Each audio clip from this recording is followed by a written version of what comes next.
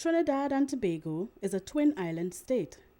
Recently, a delegation from the Tobago House of Assembly visited the office of the Parliament.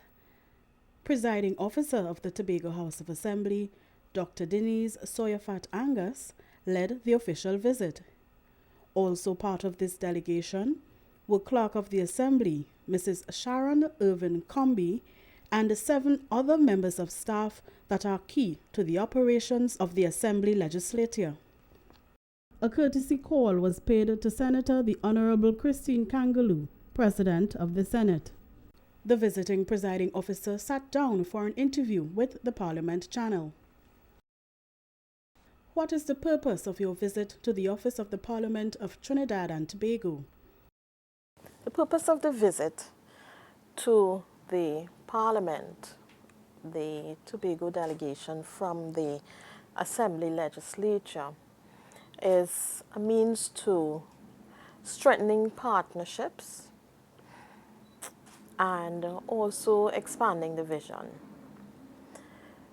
The team that we brought represented most aspects of personnel who need to carry out the functions of the Assembly Legislature.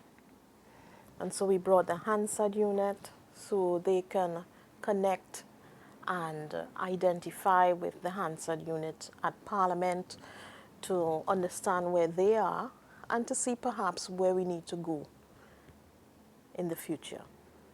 Likewise, we've had our IT unit, or the IT person, the community outreach programs, research, librarian, all of these persons, and of course, including the Clerk of the Assembly.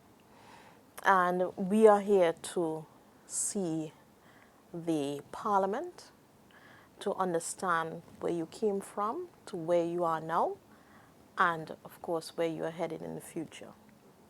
And therefore, how do we, as the Tobago House of Assembly Legislature, learn from what you are doing and be able to pattern some of our changes using you as the model. What is your role as the presiding officer of the Tobago House of Assembly? Well, as presiding officer, similar to those that you have in any region, you have, of course, the days that you have in actually the House, ensuring that the members can have their say in a respectable way. And beyond that, managing the affairs alongside the clerk, managing the affairs of the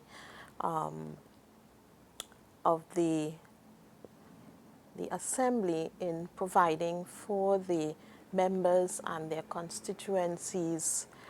We manage the constituency offices in terms of providing the infrastructure and making sure the members and their staff are comfortable in that space and giving them that necessary support.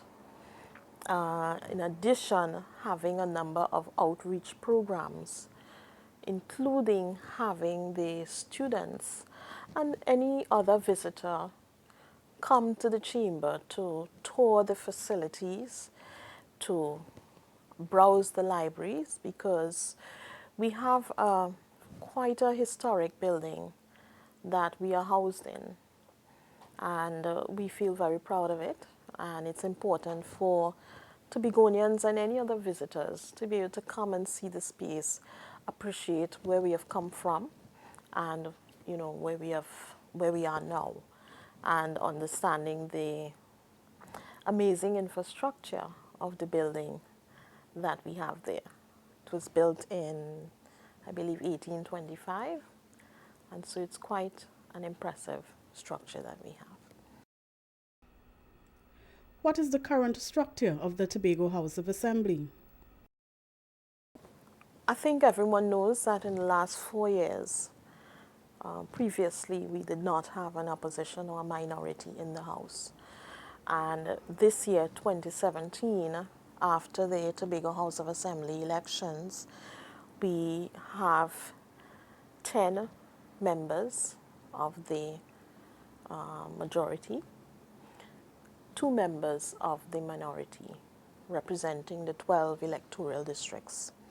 And in addition, the majority, they have the option of appointing 3 additional councillors, which they have, and the minority, 1 additional councillor. So total, we have 16 members of the Tobago House of Assembly of the 10th session, 2017 to 2021. What are some of the challenges you face as presiding officer?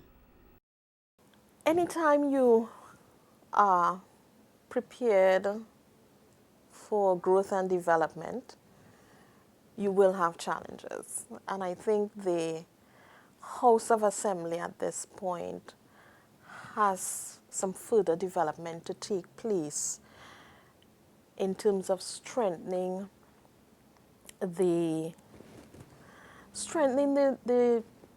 framework that would be the basis for our development further.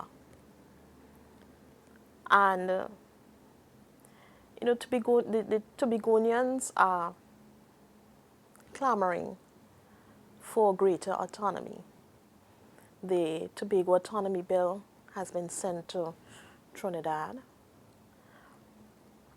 But in preparation for all that, you have to strengthen your legislative arm, because you cannot have government without adequate legislative support in terms of your Assembly Legislature. And I feel at this time that a lot of emphasis has to be placed on strengthening the legislature to ensure that when, and I'm not saying if, when the time comes for the greater autonomy for Tobago, that we will be well prepared from that level, that the people will trust that whatever additional powers are given, that we are prepared and balanced in order to take it forward.